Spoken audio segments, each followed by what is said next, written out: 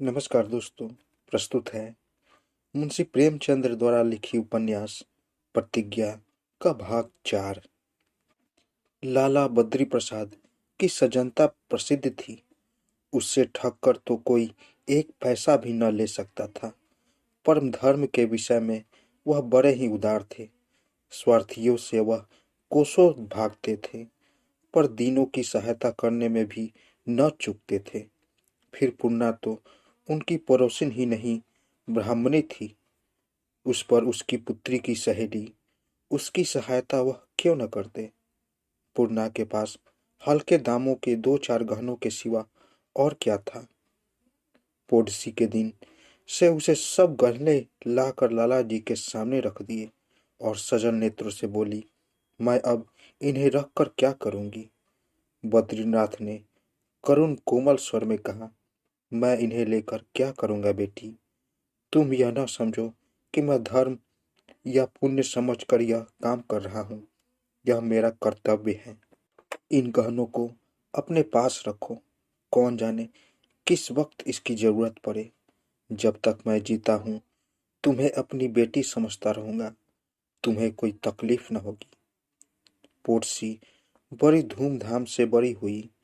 कई सौ ब्राह्मणों ने भोजन किया। दान दक्षिणा भी में कोई कमी न की गई। रात के 12 बज गए थे। लाला बद्री प्रसाद ब्राह्मणों को भोजन करा के लेटे तो देखा प्रेमा उनके कमरे में खड़ी है। बोले, यहाँ क्यों खड़ी हो बेटी। रात बहुत हो गई, जाकर सो। प्रेमा, आपने अभी कुछ भोजन नहीं किया है ना। बद्री प्रसाद, अब इतनी रात गए मैं भोजन न करूंगा। थक भी बहुत गया हूँ, लेटते ही लेटते सो जाऊंगा। यह कहकर बद्री प्रसाद चारपाई पर बैठ गए और एक क्षण के बाद बोले, के बेटी पूर्णा, के मैके में कोई है। मैंने उनसे नहीं पूछा कि शायद उसे कुछ दुख हो। प्रेमा, मैके में कौन है। माँ बाप पहले ही मर चुके थे। मामा ने विवाह कर दिया, मगर जब से विवाह हुआ है कभी झांका तक नहीं। ससुराल में भी सगा कोई नहीं है। पंडित जी के दम से नाता था। बद्री प्रसाद ने बिछावन की चादर बराबर करते हुए कहा, मैं सोच रहा हूँ पूर्णा को अपने ही घर में रख लूं तो क्या हर्ज है। अकेली औरत कैसे रहेगी। प्रेमा, होगा तो बहुत अच्छा, पर अम्मा जी माने तब तो। बद्री प्रसाद, मानेगी क्यों नहीं। पूर्णा तो इनकार न करेगी। प्रेमा, पूछूंगी। मैं समझती हूँ उन्हें इनकार न होगा। बद्री प्रसाद, अच्छा मान लो वह अपने ही घर में रहे तो उसका खर्च 20 रुपए में चल जाएगा ना। प्रेमा ने आर्द्र नेत्रों से पिता की ओर देखकर कहा, बड़े मजे से। पंडित जी 50 रुपए ही तो पाते थे। बद्री प्रसाद ने चिंतित भाव से कहा, मेरे लिए 20, 25, 60 सब बराबर है, लेकिन मुझे अपनी जिंदगी ही की तो नहीं सोचनी है। अगर आज मैं न रहूं तो कमला प्रसाद कौड़ी फोड़ कर न देगा। इसलिए कोई स्थायी बंदोबस्त कर जाना चाहता हूँ। अभी हाथ में रुपए नहीं है, नहीं तो कल ही 4,000 रुपए उसके नाम की अच्छे बैंक में रख देता। सूद से उसकी परवरिश होती रहती। यह शर्त कर देता कि मूल में से कुछ न दिया जाए। सहसा कमला प्रसाद आंखें मलते हुए आकर खड़े हो गए और बोले, अभी आप सोए नहीं। गर्मी लगती है तो पंखा लगाकर रख दूं। रात तो ज्यादा हो गई है। बद्री प्रसाद, नहीं, गर्मी नहीं है। प्रेमा से कुछ बातें करने लगा था। तुमसे भी कुछ सलाह लेना चाहता था तो तुम आप ही आ गए। मैं यह सोच रहा हूँ कि पूर्णा यहीं आकर रहे तो क्या गरज है। कमला प्रसाद ने आंखें फाड़ कर कहा, यहाँ अम्मा जी कभी नाराजी होगी। बद्री प्रसाद, अम्मा जी की बात छोड़ो। तुम्हें तो कोई आपत्ति नहीं है। मैं तुमसे पूछना चाहता हूँ। कमला प्रसाद ने दृढ़ता से कहा, मैं तो कभी इसकी सलाह न दूंगा। दुनिया में सभी तरह के आदमी हैं, न जाने क्या समझे। दूर तक सोचिए। बद्री प्रसाद, उसके पालन पोषण का तो कुछ प्रबंध करना ही होगा। कमला प्रसाद, हम कर क्या सकते हैं? बद्री प्रसाद: तो और कौन करेगा? कमला प्रसाद: शहर में हम ही तो नहीं रहते हैं, और भी बहुत से धनी लोग हैं। अपनी हैसियत के मुताबिक हम भी कुछ सहायता कर देंगे। बद्री प्रसाद ने कटाक्ष भाव से कहा, तो चंदा खोल दिया जाए, क्यों? अच्छी बात है, जाओ घूम घूम कर चंदा जमा करो। कमला प्रसाद: मैं कोई चंदा जमा करने लगा? बद्री प्रसाद: तब कौन करेगा? कमला प्रसाद इसका कुछ जवाब न दे सके। कुछ देर के बाद बोले, आखिर आपने क्या निश्चय किया है? बद्री प्रसाद: मैं क्या निश्चय करूंगा? मेरे निश्चय का अब मूल्य ही क्या? निश्चय तो वही है जो तुम करो, मेरा क्या ठिकाना। आज मैं कुछ कर जाऊं, कल मेरी आंखें बंद होते ही तुम उल्टा पुल्टा दो, व्यर्थ में बदनामी हो। कमला प्रसाद ने बहुत दुखित होकर कहा, आप मुझे इतना नीच समझते हैं, यह मुझे न मालूम था। बद्री प्रसाद बेटे को बहुत प्यार करते थे। यह देखकर मेरी बात से उसे चोट लगी है। तुरंत बात बनाई, नहीं नहीं, मैं तुम्हें नीच नहीं समझता। बहुत संभव है कि आज हम जो बात कर सकते हैं वह कल स्थिति के बदल जाने से न कर सके। कमला प्रसाद: ईश्वर न करे कि मैं वह विपत्ति झेलने के लिए बैठा रहूं, लेकिन इतना कह सकता हूं कि आप जो कुछ कर जाएंगे उसमें कमला प्रसाद को कभी किसी दशा में आपत्ति न होगी। आप घर के स्वामी हैं, आप ही ने यह संपत्ति बनाई है, आपको इस पर पूरा अधिकार है। निश्चय करने के पहले मैं जो चाहे कहूँ, लेकिन जब आप एक बात तय कर देंगे तो मैं उसके विरुद्ध जीभ तक न हिलाऊंगा। बद्री प्रसाद: तो कल पूर्णा के नाम 4,000 रुपये बैंक में जमा कर दो, और यह शर्त लगा दो कि मूल में से कुछ न ले सके। उसके बाद रुपए हमारे हो जाएंगे। कमला प्रसाद को मानो चोट सी लगी। बोले, खूब सोच लीजिए। बद्री प्रसाद ने निश्चयात्मक स्वर में कहा, खूब सोच लिया है। देखना केवल यह है कि उसे स्वीकार करती है या नहीं। कमला प्रसाद: क्या उसके स्वीकार करने में भी कोई संदेह है? बद्री प्रसाद ने तिरस्कार भाव से कहा, तुम्हारी यह बुरी आदत है कि तुम सबको स्वार्थी समझते हो। कोई भला आदमी दूसरों का एहसान सिर पर नहीं लेना चाहता। मनुष्य का स्वभाव ही ऐसा है। गए घर की बात जाने दो, लेकिन जिसमें आत्मसम्मान का कुछ भी अंश है वह दूसरों की सहायता नहीं लेना चाहता। मुझे तो संदेह ही है नहीं, विश्वास है कि पूर्णा कभी इस बात पर राजी न होगी। वह मेहनत मजदूरी कर सकेगी तो करेगी, लेकिन जब तक विवश न हो जाए हमारी सहायता कभी स्वीकार न करेगी। प्रेमा ने बड़ी उत्सुकता से कहा, मुझे भी यह संदेह है, राजी होगे भी तो बड़ी मुश्किल से। बद्री प्रसाद: तुम इससे उसकी चर्चा कल ही करना। प्रेमा: नहीं दादा, मुझसे न बनेगा। वह और मैं दोनों ही अब तक बहनों की तरह रही है। मुझसे इस ढंग की बात अब न करते बनेगी। मैं तो रोने लगूंगी। बद्री प्रसाद: तो मैं ही सब कुछ ठीक कर लूंगा। हाँ, कल शाम मुझे अवकाश न मिलेगा। तब तक तुम्हारी अम्मा जी से भी बातें होगी। शायद वह इसके यहाँ रहने पर राजी हो जाए। कमला प्रसाद गृह प्रबंध में अपने को लासानी समझते थे। यो तो बुद्धि विकास में वह अपने को अफलातू से रत्ती भर भी कम न समझते थे, पर गृह प्रबंध में उसकी सिद्धि सर्वमान्य थी। सिनेमा रोज देखते थे, पर क्या मजाल की जेब से एक पैसा भी खर्च करे। मैनेजर से दोस्ती कर रखी थी, उल्टे उसके यहाँ कभी कभी दावत खाते थे। पैसे का काम धेले में निकालते थे, और बड़ी सुंदरता से कभी कभी लाल बद्री प्रसाद से इस विषय में उनकी ठन भी जाया करती थी। बूढ़े लाला जी बेटे की इस कुत्सित मनोवृत्ति पर कभी खरी खरी कह डालते थे। कमला प्रसाद समझ गए कि लाला जी इस वक्त कोई आपत्ति न सुनेंगे, बल्कि आपत्ति से उल्टा असर होने की संभावना थी। इसलिए उन्होंने कूटनीति से काम लेने का निश्चय किया। प्रातःकाल पूर्णा के द्वार पर जाकर आवाज दी।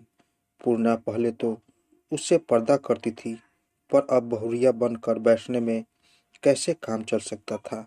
उन्हें अंदर बुला लिया। बरामदे में चारपाई पड़ी थी। कमला प्रसाद बाबू उस पर जा बैठे। एक क्षण में पूर्णा आकर उनके सामने खड़ी हो गई। पूर्णा का माथा घूंघट से ढका हुआ था, पर दोनों सजल आंखें कृतज्ञता और विनय से भरी हुई भूमि की ओर ताक रही थी। कमला प्रसाद उसे देखकर अवाक सा रह गए। वह इस इरादे से आया था कि इसे किसी भांति यहाँ से टाल दूं, मैके चले जाने की प्रेरणा करूं। उसे इसकी जरा भी चिंता न थी कि इस अबला का भविष्य क्या होगा, उसका निर्वाह कैसे होगा, उसकी रक्षा कौन करेगा। इसका उसे लेश मात्र भी ध्यान न था। वह केवल इस समय उसे यहाँ से टालकर अपने रुपए बचा लेना चाहता था। पर विधवा की सरल निष्कलंक दीन मूर्ति देखकर उसे अपनी कुटिलता पर लज्जा आ गई। कौन प्राणी ऐसा हृदयहीन है जो किसी कोमल पुष्प को तोड़कर भार में फेंक दे। जीवन में पहली बार उसे सौंदर्य का आकर्षण हुआ। अंधेरे घर में दीपक जल उठा। बोले, तुम्हें यहाँ अब अकेले रहने में बड़ा कष्ट होगा। उधर प्रेमा भी अकेले घबराया करती है। उसी घर में तुम भी क्यों न चली आओ। क्या कोई हरज है। पूर्णा सिर नीचा किए एक क्षण तक सोचने के बाद बोली, हरज तो कुछ नहीं है बाबूजी, यहाँ भी तो आप ही लोगों के भरोसे पड़ी हूँ। कमला प्रसाद, तो आज ही चलो चलो, बाबूजी की भी यही इच्छा है। मैं जाकर आदमियों को असबाब ले जाने के लिए भेज देता हूँ। पूर्णा, नहीं बाबूजी, इतनी जल्दी न कीजिए, जरा सोच लेने दीजिए। कमला प्रसाद, इसमें सोचने की कौन सी बात है। अकेले कैसी पर रहोगी। पूर्णा, अकेली तो नहीं हूँ, महरी भी तो यही सोने को कहती है। कमला प्रसाद, अच्छा, वह बिल्लो। हाँ, बुढ़िया है तो सीधी, लेकिन टर्री है। आखिर मेरे घर चलने में तुम्हें क्या असमंजस है। पूर्णा, कुछ भी नहीं असमंजस है। कमला प्रसाद, तो आदमियों को जाकर भेज दूं। पूर्णा, भेज दीजिएगा, अभी जल्दी क्या है। कमला प्रसाद, तुम व्यर्थ ही इतना संकोच कर रही हो। क्या तुम समझती हो तुम्हारा जाना मेरे घर के प्राणियों को बुरा लगेगा। कमला प्रसाद का अनुमान ठीक था। पूर्णा को वास्तव में यही आपत्ति थी, पर वह संकोचवश इसे प्रकट न कर सकती थी। उसने समझा, बाबूजी ने मेरे मन की बात तार ली। इससे वह लज्जित भी हो गई। बाबू साहब के घर वालों के विषय में ऐसी धारणा उसे न करनी चाहिए थी, पर कमला प्रसाद ने उसके संकोच का शीघ्र ही अंत कर दिया। बोले, तुम्हारा यह अनुमान बिल्कुल स्वाभाविक है पूर्णा, लेकिन सोचो, मेरे घर में ऐसा कौन सा आदमी है जो तुम्हारा विरोध कर सके। बाबूजी की स्वयं यह इच्छा है। मुझे तुम खूब जानती हो। पंडित वसंत कुमार से मेरी इतनी गहरी दोस्ती थी, यह तुमसे छिपा नहीं। प्रेमा तुम्हारी सहेली ही है। हाँ, अम्मा जी तुमसे कितना प्रेम है वह तुम खूब ही जानती हो। रह गई सुमित्रा, उसे जरा कुछ बुरा लगेगा। तुमसे कोई पर्दा नहीं, लेकिन उसकी बातों की परवाह कौन करता है। उसे खुश रखने का भी तुम्हें एक गुर बताए देता हूँ। कभी कभी यह मंत्र फूंक मार दिया करना, फिर वह कभी तुम्हारी बुराई न करेगी। बस उसकी सुंदरता की तारीफ करती रहना। यह न समझना कि रंभा या उर्वशी कहने से वह समझ जाएगी कि यह मुझे बना रही है। तुम चाहे जितना बढ़ाओ, वह उसे यथार्थ ही समझेगी। इसी मंत्र से मैं उसे नचाया करता हूँ। यही मंत्र तुम्हें बताए देता हूँ। पूर्णा को हंसी आ गई। बोली, आप तो उसकी हंसी उड़ा रहे हैं। भला ऐसा कौन होगा जिसे इतनी समझ न हो। कमला प्रसाद, इतनी समझ को तुम साधारण बात समझ रही हो, पर यह साधारण बात नहीं। तुमको यह सुनकर आश्चर्य तो होगा, पर अपनी तारीफ सुनकर हम इतने मतवाले हो जाते हैं कि फिर हमें विवेक की शक्ति ही लुप्त हो जाती है। बड़े विवेक की शक्ति से बड़ा महात्मा भी अपनी प्रशंसा सुनकर फूल उठता है। हाँ, प्रशंसा करने वाले शब्दों में भक्ति का भाव रहना आवश्यक है। यदि ऐसा न होता तो कवियों को झूठी तारीफों के पुल बांधने के लिए हमारे राजे महाराजे पुरस्कार क्यों देते? बताओ।